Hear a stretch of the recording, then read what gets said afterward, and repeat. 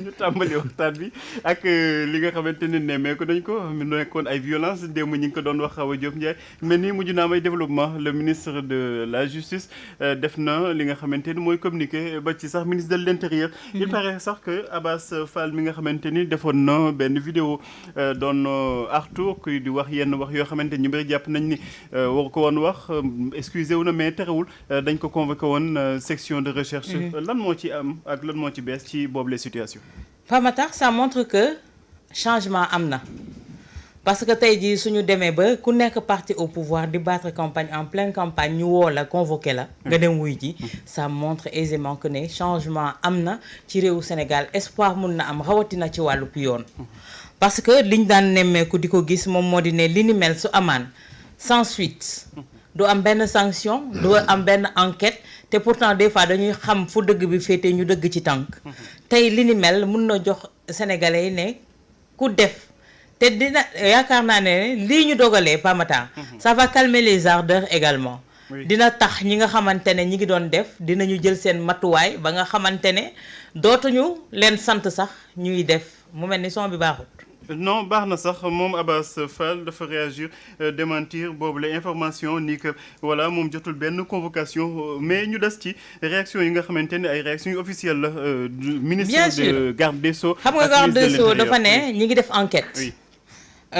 Ministre de la Justice appelé à plus de responsabilité oui. Autant dans les discours que dans les actes et également tey vidéo yi nga xamante ne mi ngi circuler par rapport aux attaques ak yooyu ça va amener les gens Pamatar à plus de retenue et également ça va calmer les ardeurs comme j'ai dit tantôt li ni mel day firndeel rek ne tey jii am na leen loo xamante ne ça ne passera plus dans ce pays là dootuñu accepter benn violence d'aucun bord bu mu jugee ku faree ci nguur ak ku farewul ci nguur loolu moom mooy indi li nga xamante ne moo di apaisement Pape Matar defkatu ñaawteef suñu wóoree ne tey jii filmer nañ leen seen vidéo woon mën naa circuler comme que procureur nee na dinañu ñi ngi ubbi l'enquête Pape Matar loolu dina tax ne bépp nervi buñ fi jëlati ne la kaay defal ma doo def bépp ndaw boo xamante ne danga leen naan kaay defal ma dootoo def tu vas plus porter le combat de qui que ce soit wala ñuy xeex par procuration dootul amati les leaders nañu jël seen ay responsabilités Pape Matar surtout les leaders nañu jël seen ay responsabilités parce que ay ndaw ñoom ñoo bootu seen ginnaaw ay doomu jàmbur lañu doomu jàmbur yooyu bootu seen ginnaaw ci boor bu mu mënti féete li may wax campagne électorale fête la war a nekk nga xamante ne tey jii soo gis les rues sont animées façon kii bu nekk ngay gis waxtaan bu nekk nga ciy dégg ci loolu la ñuy xaar mais xaaruñu ay guerre de biceps force des idées la ñu wax mais force de frappe xaaruñu ko ci li nga xamante ne moo di cette campagne électorale là pour ces législatives et yaakaar naa ne ces autorités kaddu yi nga xamante ne yëkkati nañ ko ça va amener à beaucoup plus de retenue et également dinañu jël seen matuwaay ba nga xamante ne li ni mel dootul am te Pape dafa am lenn loo xamante ne loi bi moom moo ko tënk candidat bu nekk dafa am takk der yu war a topp sa convoi takk der yooyu aussi nañu nekk ay takk der yu ko mëtee outillé également pour faire face ak attaque fu mu mënti jóge Pape Matar te yaakaar naa ne tey également loolu rek day poser la question des 41 listes. Oui, ça va être compliqué. Ça va être compliqué pour effectif bi nga xamante ne suñu ay forces de l'ordre am nañ ko pour mëtali ko loolu yëpp nag yaakaar naa ne au-delà de ces législatives tous ces impairs tous ces manquements là on va les régler une bonne fois pour toutes et tourner cette page là Pape Matar. Alors Ibrahima Anne violence yoo xamante ni ci ay kaddu la tàmbali dem ba mujj sax ci ay sièges yu ñu taal ak yooyu la mais ministre bi nga xamante ne moom lañ dénk wàllum yoon garantie na Sénégalais que du seetaan loolu de daañu fexe ba situer les responsabilités. Ministre de l'Intérieur aussi woote na ci plus de calme ak de sérénité mais quand même taxawaay yi ñuy xaar ci autorités yi la. waaw effectivement bon les autorités ont fait ce qu'elles devaient faire dañ leen naan waaw góor parce que def nañu aussi li ñu waroon def mais juste préciser que Amadou Ba bu Pastef qui est un responsable de Pastef nee na Abass Fall n'a jamais reçu de convocation. Oui. Donc nee na désintox la. Bon, oui, c'est même Abass Fall sax def na ko sur sa page officielle Facebook. Voilà waaw musul jot convocation donc il n'a pas reçu de convocation encore moins déféré devant parce que am na ay journaux tey yu publié nag il a été entendu xaw ma pourquoi il n'a pas été à la je crois que c'est l'Observateur qui a dit pourquoi il n'a pas été à la à la section de recherche de faits. daf leen def faux bon d'après l'observateur. waaw daf leen def faux bon alors que moom il dit qu'il n'y a pas il y a pas de faux bon s'il n'y a pas de convocation. Mais en tout cas de cause bon li ñuy rafetlu rek mooy araftu bi nga xam ne ministères yi kii nañ ko mooy les ministères de souveraineté intérieure ak ministère de la justice waaw ministère de la justice nee na am na ay actes ak propos yoo xam ne dafay mën na supporter une qualification pénale. Donc loolu dafay jar nit ñi xam ko man je pensais que quand même après ce que le Sénégal a vécu année yi quand même waroon nañ ko weesu quoi. Maintenant am na ay colibé yoo xam ne ça peut se comprendre dans une campagne parce que loolu mooy xoromu campagne. Ay monsieur Forage madame Moulin yooyu jaaroon na fii ay nuñ koy waxee Senghor bon loolu moom fekkee wuñ ko mais dañ ko doon dégg Senghor ni mu doon Georges je crois Senghor am na benn sobriquet bu mu doon jox Ablaye Wade xaw ma lay njombor xaw ma affaire yooyu. Donc Aïda Mbodj doon na tudde Ablaye Wade Fantomas bon genre yooyu je crois que c'est des choses yoo xam ne mënul ñàkk ci campagne mais de là à quand même à utiliser ay doomu jàmbur et encore là je dis que doomu jàmbur yi ñoom ñoo war a c'est eux-mêmes qui doivent prendre leurs responsabilités. C'est pas les politiques. Les politiques, ils ont des objectifs, ils se donnent tous les moyens de les atteindre. L'affaire Ndiaga Diop xaw ma Ndiaga Diop est là. Ndiaga Diouf waaw. Ndiaga Diouf bi ñu rayoon bon ñi fàtte nañ ko. Non bu ci gën a récente rek situation yooyu la mooy bu waa PUR bi présidentielle 2019 ñu ngi ci jàppoon ci xale bu ñu jàppoon fële à Tamba ba ñu jugé leen. Mais cela n'a même pas empêché la caravane bi dafa continuer. Le candidat dafa wéyal tournéem. Donc les gens qu'on utilise bon man je pense que je parle même pas de 10 000 mais 50 000 sax par meeting je crois que jaru bon man en tout cas c'est mon intime conviction. Donc virage dangereux bi nga xam ne campagne bi am na ko dès le départ donc ça n'augure rien de bon. D'autant que dafa intervenir ci benn période boo xam ne aussi après la déclinaison de la vision 2050 je pense que la classe politique amoon nañu une occasion comme débat amul. Y a pas de débat le CNRA dafa gàntal débat entre Amadou Ba ak kii.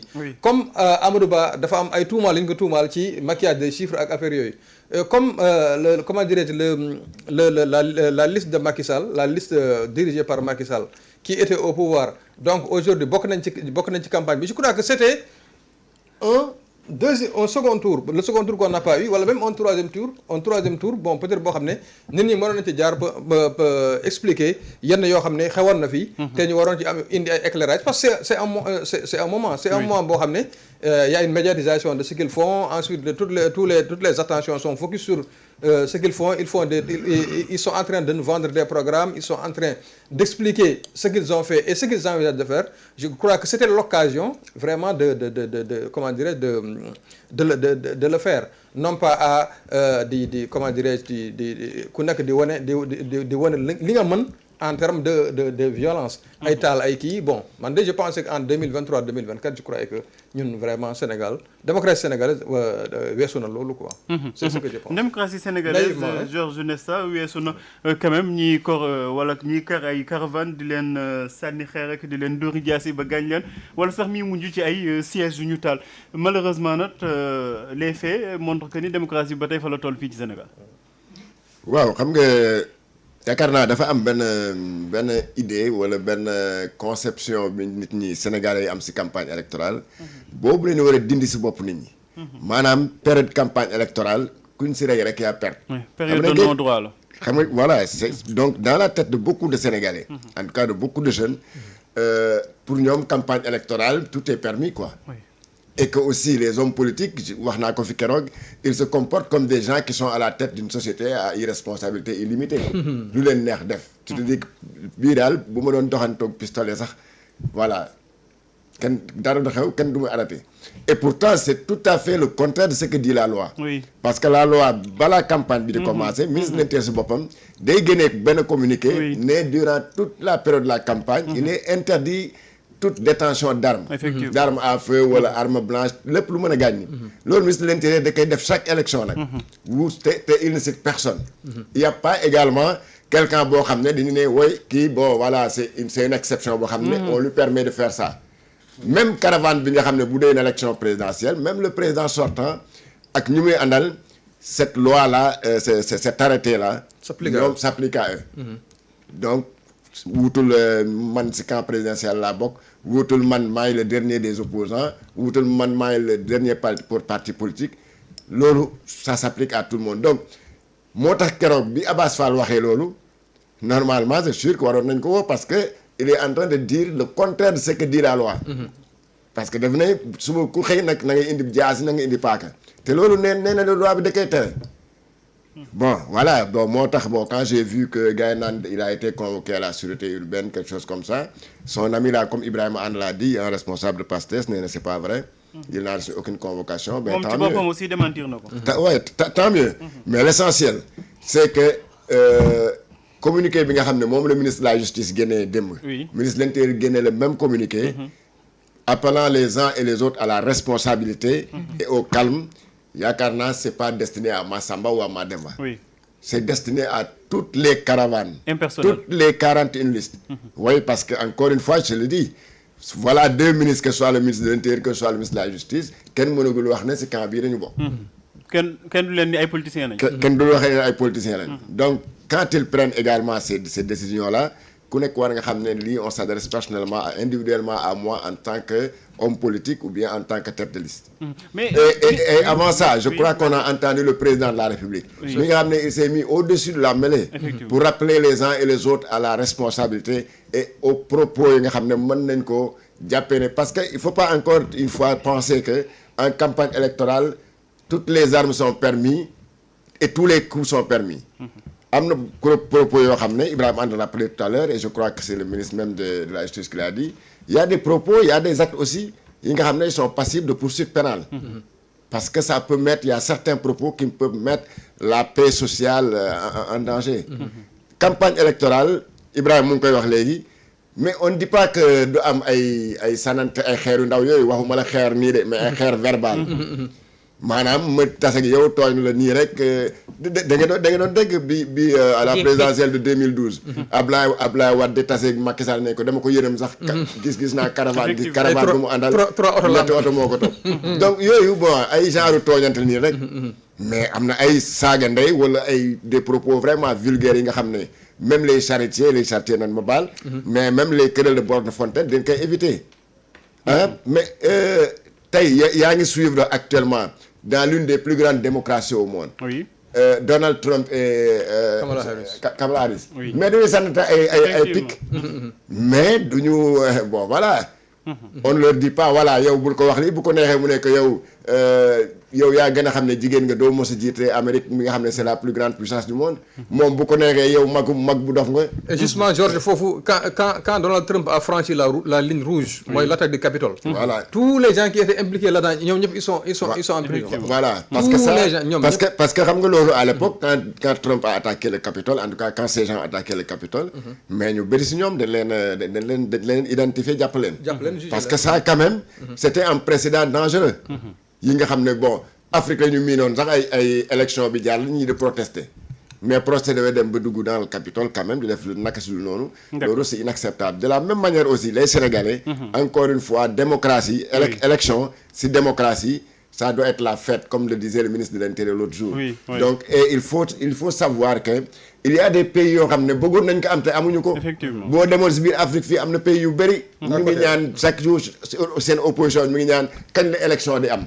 donc yow yàlla bu defee yow nga jógee si élection il y a même pas 6 mois. ñu joxaat la opportunité. pour yow nga demaat si élection si jàmm ak salaam. mais il faut saisir cette chance là. D'accord. parce que les listes qui sont en compétition les 41 listes. ils doivent pas se considérer comme des ennemis. ils doivent se considérer comme des adversaires politiques sur le terrain politique. Donc ils utilisent des arguments politiques à la place des arguments je sais pas, des bâtons, des couteaux, des coupes et autres. Et puis ce n'est qu'une adversité du moment. Parce que on a vu tous les renversements de situation. Oui. La liste de Pastef tey. Ils étaient avec la liste de PUR. ak ñoom Barthélémy Diaz. Aujourd'hui Barthélémy Diaz Khalifa Sall ils sont avec ñoom Bougane. Aujourd'hui Macky Sall il est avec Karim Wade alors Karim Wade le PDS était en intercoalition avec Yewwi Askan Wi.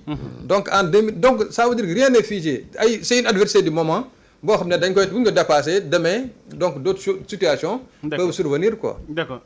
fu ma bëgg ñu taxaw fa tuuti mooy caravane yi parce que aussi.